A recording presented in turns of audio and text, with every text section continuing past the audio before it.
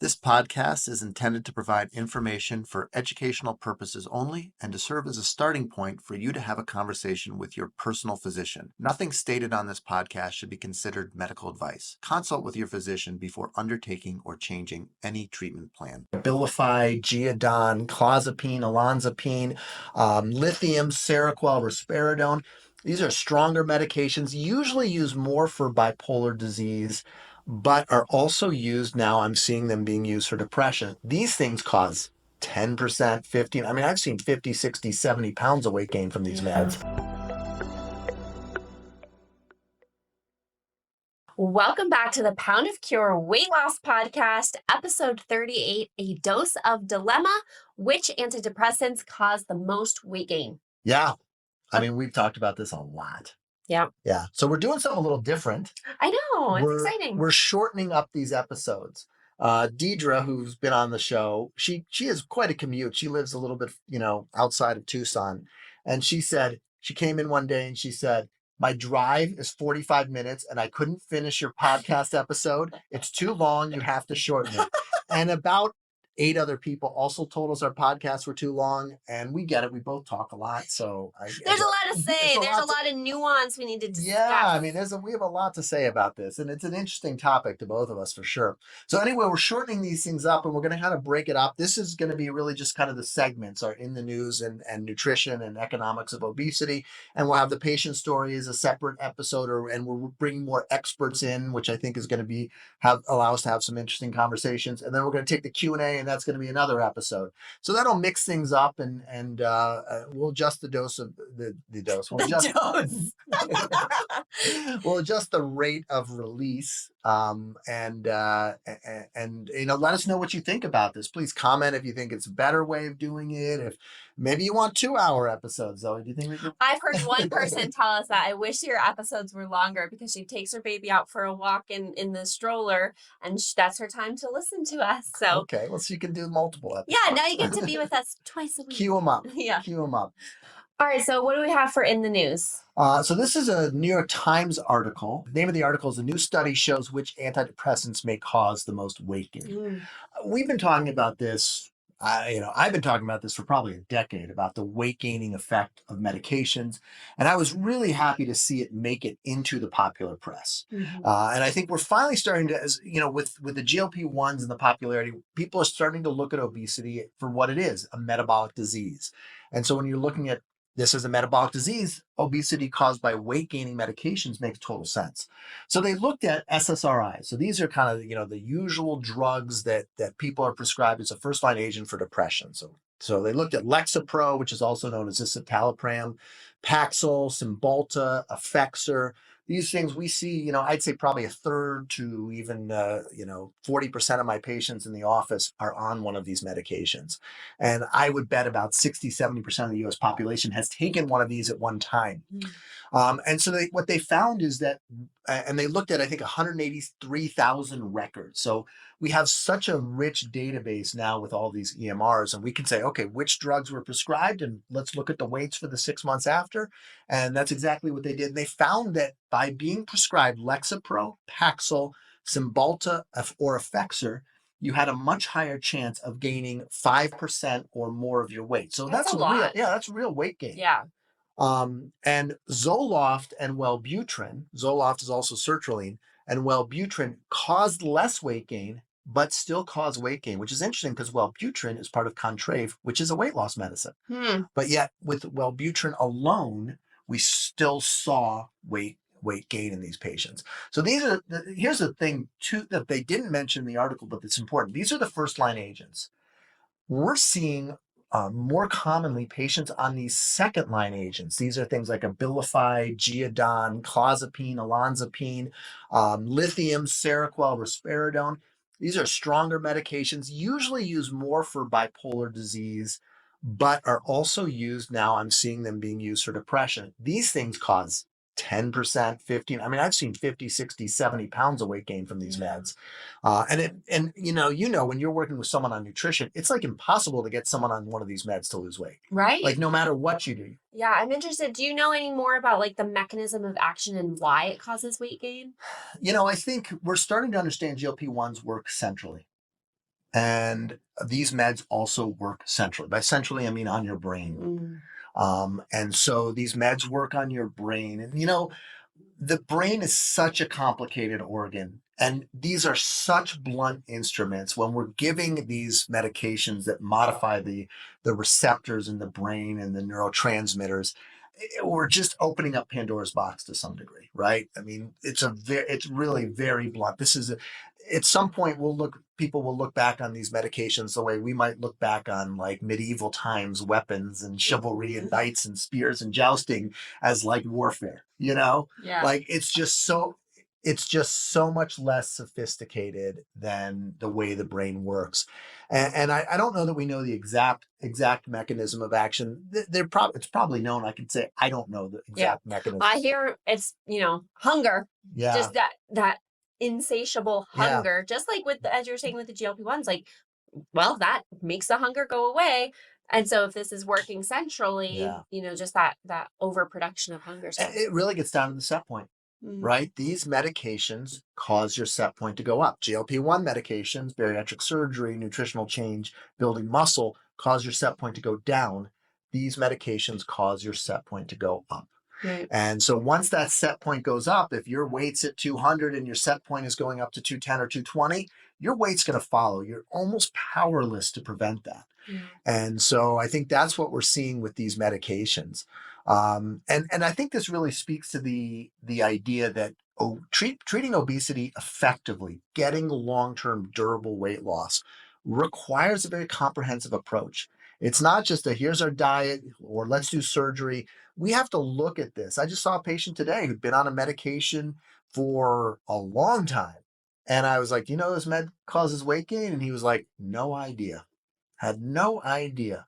And we tracked it back, and he had gained a significant amount of weight since starting that medication. And how frustrating too to feel like why am I gaining this weight, and to not have that answer. Yeah. Wow. Yeah. So I can't tell you how many times I've kind of found that where someone comes in and it's like, they're like, I don't know why I'm gaining weight. And I'm like, oh, it's the medicine you're on. And they're like, what? Yeah. What? Like, yeah, it's kind of earth shattering. And I think this really speaks to this. And so an important message here is don't stop this med if you're taking it. Because first of all, especially something like Paxil, you can't just stop Paxil. You've got to wean off of it. And that medicine particularly can be very difficult to come off of.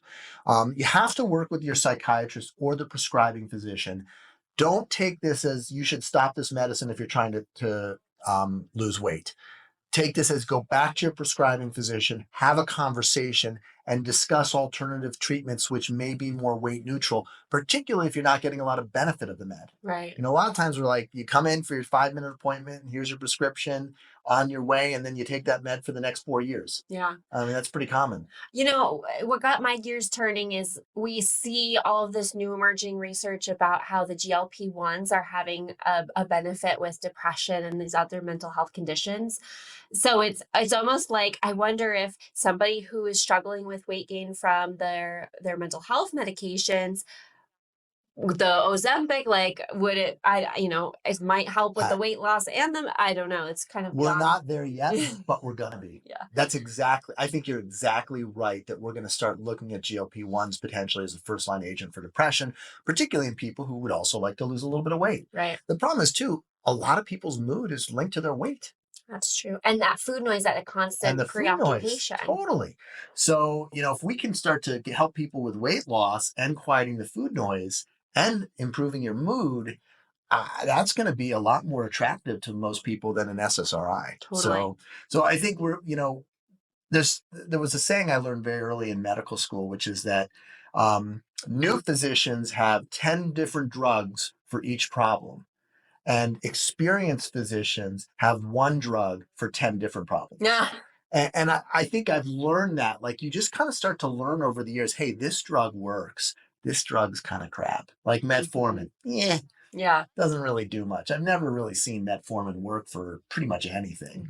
So you just kind of learn over the years, like, hey, some meds are worth it and some are not. Yeah. This might be one of those that becomes one of those. I think we're seeing that for sure. Yeah. GLP-1 is the one med for 10 different problems. For sure. So what do we have for our nutrition segment today, Zoe? Well, I wanted to talk about what to do when you're experiencing a weight loss plateau, partly because I think it's somewhat related to what we're talking about Sure. today, but also because I have a lot of people who struggle with this, and we have a support group for it. We do. Breaking Yep. through plateaus. So, you could definitely join in on that. But for today, I wanted to have the focus mostly when you're on your weight loss journey, when you're having that medical tool to help, right? The GLP-1 or surgery. Now, first off, we have to understand that a weight loss plateau is not if it's going to happen, it's when it's going to happen, right? And as we like to talk about, no journey is completely linear, whether you're on a weight loss journey, a career journey, anything in life. You're going to have those ups and those downs and those plateaus. Just like this beautiful painting that your wife just hung up in our conference room. Right. You guys can't see it, but it's a continuation of the beautiful Tucson mountains that is representative of a weight loss journey. But the reality is that it's not going to be perfectly linear. You're not going to lose the same amount of weight every single week. It's going to go up, it's going to go down, it's going to stay the same. What we do not want to do is something super extreme, right? I hear so many people talk about, well, I want to reset my pouch. Mm-hmm. So the idea of going back to only drinking protein shakes like immediately after surgery. Right. And that's not what we want to do. No. First off, I always I'm talking with my hands a lot, as you know. I do too. Visual I keep hitting person. the mic. So I always like to visualize, like, bring yourself out of the, zoom out, look objectively about what's going on. Where can you honestly make some room for improvement, right? And it's not, I don't want to take the approach of what do I need to take away? What do I need to restrict? What do I need to cut back on? It's always, what can we add? Can we add more steps? Can we add more veggies? Can we add more protein? And if you're like, Zoe, I'm doing everything right, I don't know what to do.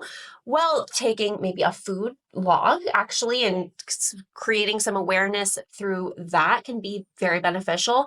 But if we're thinking about whether it's surgery or meds, there is that opportunity to explore if we need to tweak that tool a little bit. So do you want to talk a little bit about what you see with some of these plateaus and what you might do medically? Yeah, I mean, I think first of all, you're dead on. Like, it's when it's going to happen, not if it's going to happen. And I think, and I want your opinion on this in a second, is this idea of how often you weigh yourself. Oh yeah. And I think, and I think that changes too, from like right when you start the med or right after surgery to months later. But the GLP-1s, the kind of standard FDA recommendations are like month 1, 2.5, month 2, 5, and this kind of very aggressive increase of the dose. And especially with the shortages, we saw people jumping around quite a bit with this. I've never quite subscribed to that theory. And I think over time we'll recognize that actually causes more side effects, probably doesn't cause more weight loss. And I think as we start to see the self-pay market and the cost of these meds kind of be directly linked to the dose, not the injector pen, which is how they're linked now, which is how many times you take it. That's what the cost comes from, where instead of the amount of medicine you take.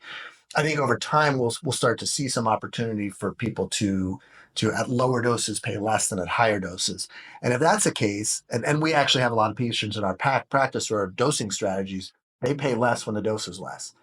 So I think that there's a lot of value in keeping the dose low, and which means you're going to hit those plateaus, and that's okay. It kind of allows you to like fully explore that dose, get everything you can out of it, make sure you've plateaued, and really focus on the nutrition. Mm-hmm. And it really emphasizes the importance of just nutrition and the medication together. Yeah.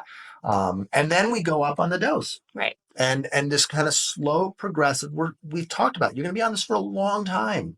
We're not in a rush to get to the highest dose. It doesn't necessarily make things better. And the worst thing that can happen is you have pancreatitis or some terrible side effect, and we have to stop the med. That's that's the real risk here. And so we want to prevent that by keeping the dose low and slow. Well, and if someone's seeing results at a lower dose, right, that's the whole point of having individualized strategies and care, because if you're losing weight on 2.5 and your neighbor is, losing weight at 5, that doesn't mean you have to go up. If your body is responding well to that lower dose, milk it for everything you can. Absolutely. Absolutely. So talk to us about weighing yourself. Oh, yeah. Great segue. So there are very few people that I recommend weigh themselves every day. Yeah. And the people who Kidney failure patients. Well, yeah. But specifically in terms of weight loss, Right. people who can view that number on the scale strictly as data, very few people can.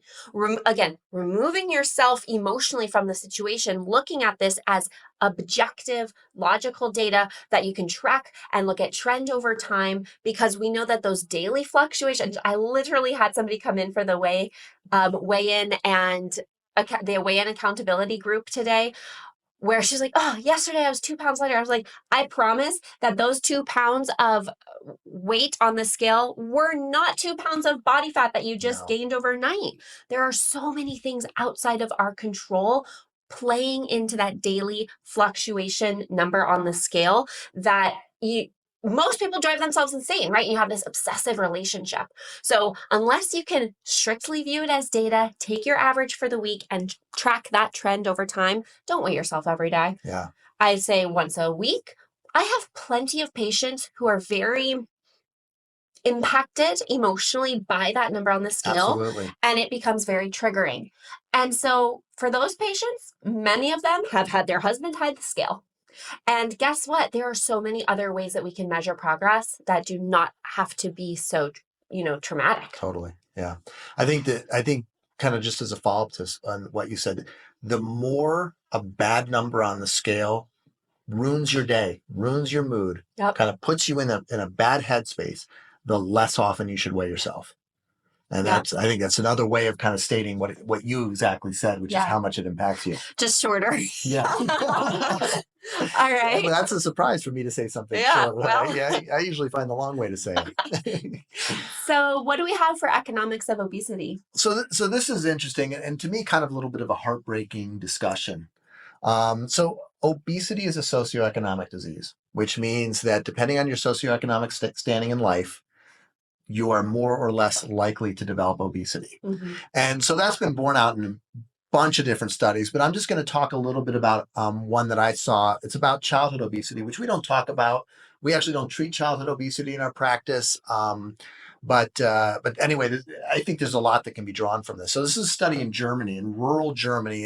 And like the US, there's areas in Germany where there's a lot of money, and there's areas in Germany where there's not a lot of money. And so this was in more of a rural area, less money. And so they looked at high school age kids in rural Germany. They actually also looked at middle school kids. And what they found were 76% were normal weight. 11% had pre-obesity, and 10% had obesity, and the last little 3% were underweight. There was no difference between boys and girls. The older kids, the high school age kids, had a higher rate of obesity compared to the middle school kids. That's not surprising. Yeah. What I think the first kind of tragic piece of this is that 39% of the children or adolescents with obesity had mental health problems that were requiring actual treatment in therapy, on medication. So 39%, that's a lot. Mm-hmm. I don't know that much about child psychiatry, but actually my guess would be in the US that might be the number of kids, if not more, who are currently, being treated. So when they then looked at these kids and they stratified them into, the coming from a family of lower income, middle income, or upper income. So if we look at the obesity rate for the normal weight kids, 29% of the normal weight kids came from lower income. If we looked at the kids with obesity, 38% came from lower income. So if you're lower income, you're more likely to suffer from obesity. And interestingly, there were no children in the high income bracket categorized as obese. None. Wow. It wasn't a huge study, but still. Yeah. It was, I don't know the exact number, but it wasn't 5 kids, it was 60, 70, 80 kids. So there wasn't a single kid from the high income bracket who had obesity. And so they talked with kids who had obesity. They were much more likely to have psychological stress. A lot of their stress was related to their weight. And so I think there's two things to talk about with this. I think the first is this idea of food deserts. Right. And I don't know about the German food supply, but I know in the U.S. there are certain neighborhoods where you can't get fruits and vegetables. What do you know about this? I mean, Yeah. what do you know about food deserts?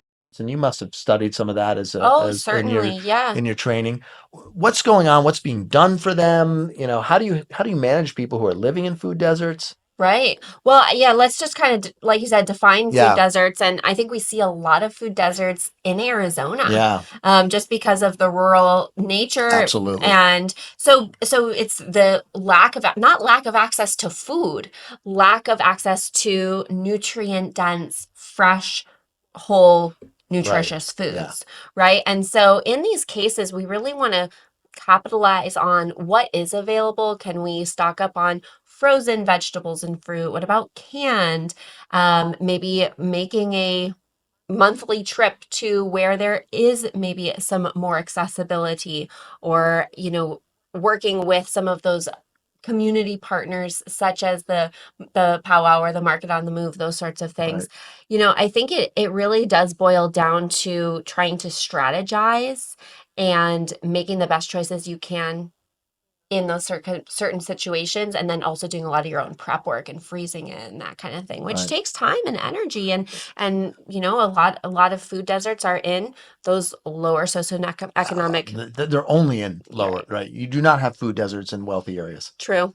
You just don't. That's Absolutely. just there's no question. This Mm-hmm. is binary. Mm-hmm. I challenge you to find a upper income zip code that is a food desert. Yeah. They're only lower income. Right. Can you follow the metabolic reset diet in a food desert? It's It's tough. really hard. Yeah. I've worked with a couple people Hmm. who live in food deserts, and Yeah. we've tried our best to implement some of these strategies, right? The canned vegetables, the frozen, the bags of Yeah. The beans, dry the beans. dried beans. So not ideal. Yeah. Definitely hard to do, canned tuna fish, like Yeah. those sorts of things, Uh, but it's not nearly as, yeah. easy to do. I think the metabolic reset diet, it's not an impossible diet to follow by any means. I think a lot of people find it very comfortable and easy to do, but it's not something that just comes without effort. Right.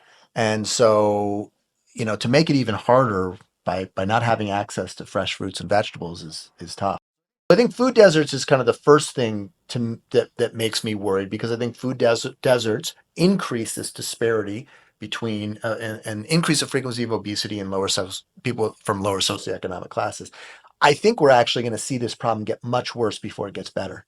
And the reason is because, especially with childhood obesity, GLP-1 meds are going to become the de facto treatment for childhood obesity. There was this movement for adolescent bariatric surgery. I was never into it. I've Mm-hmm. never operated on anybody under 18. I think it just doesn't quite feel Sit right for a right, lot of yeah. us. Yeah.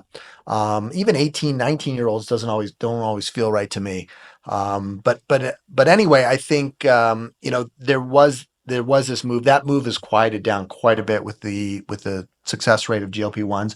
But we know these meds go to the wealthier zip codes, right? Mm-hmm. When we look at our practice, who's on GLP-1 meds, it tends to be the people of upper income. There's exceptions, of course, and there are insurance plans and some people who can get on them.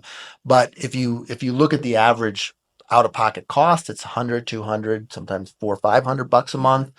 It's real money, and it's an amount that a lot of families can't afford. And Mm-hmm. so I think my concern is that we're going to see that, again, kids in the upper income bracket are being treated and are not, don't have to go through childhood obesity. Kids in the lower income bracket aren't going to have access to these meds and are going to suffer. Mm-hmm. And I think that's really unfortunate. And I don't know what the solution is. But yeah, I think that's something that we're going to see more of. Yeah. So that was a cheery economics Yeah, of no, I obesity was gonna try segment, to say right? something, but I don't know what to say. I don't know that there is much to say, but I think it's important that when you do see someone who's overweight, and I think we're preaching to the choir here with this podcast, Totally. but we understand that it's a complex disease, right? It's caused by psych meds. It's caused by socioeconomic status, and that you can't necessarily look at someone and say, "Oh, this person just can't get control of their eating and doesn't really respect themselves, and that's why they're overweight." It's a complicated disease. Yeah, so much deeper than that. Absolutely. All right. Well, I think this was our great first shortened episode. Yes. We'd like to thank Ben from Bloomhouse Media for his camera work and his editing. And we will see you next time.